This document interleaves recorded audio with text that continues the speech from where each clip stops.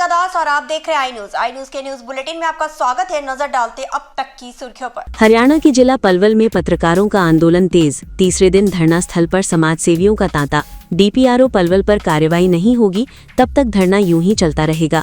Bureau chief Harsh Kumar Garg की खास report. मैं तो माई का लाल जब समझो, जब पीएम को और सीएम को, खेल मंत्री को या मेरे को बोल के दिखा दे कि तू फर्जी फेसबुकर है, यूट्यूबर है, मैं मान जाऊंगा आपको। एक DPIR है, ये पता नहीं कौन सी बीमारी, हमने भी ये पहला शब्द सुना है। होश में रहना, आपको मेरे को उम्मीद है आपकी नब्ज कोहनी तक आ चुकी है। DPR साहब होश पकड़ जा, अपने बिस्तर और बोरी को बांध के यहाँ से रवाना हो जा।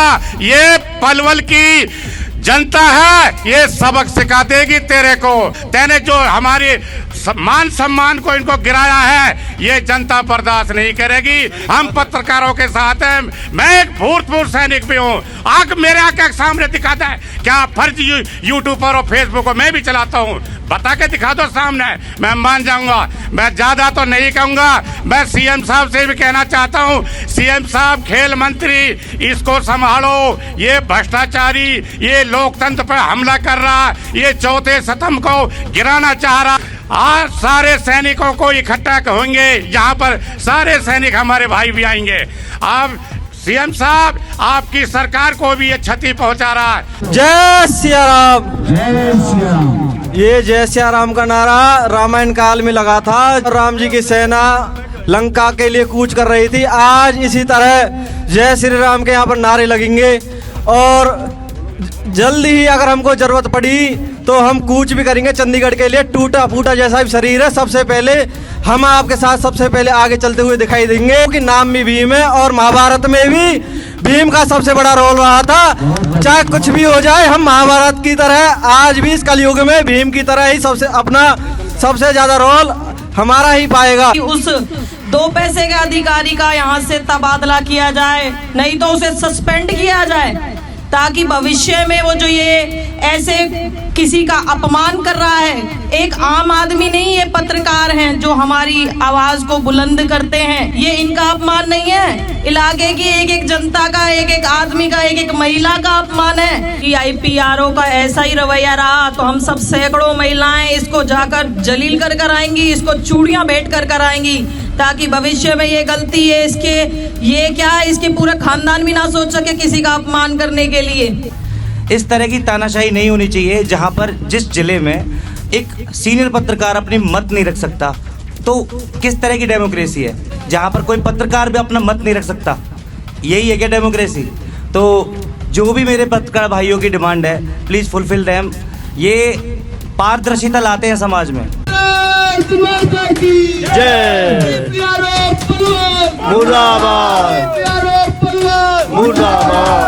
ये लड़ाई हर उस एक संविधान को मानने वाले व्यक्ति की है और ये इस पलवल के ही नहीं अपितु भारत के हर जन जन की अपनी लड़ाई है, जो इस भारत के संविधान में अपनी आस्था को रखता है, जो यहाँ के संविधान को मानता है, लोकतंत्र को मानता है और लोकतंत्र के चौथे स्तंभ के अंदर अपनी आस्था को रखता है।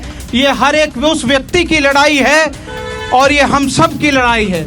कि पलवल का जो ये पत्रकार है, ये संविधान को मानने वाला और लोकतंत्र के अंदर विश्वास रखने वाला, लोकतंत्र का मजबूत चौथा स्तंभ है।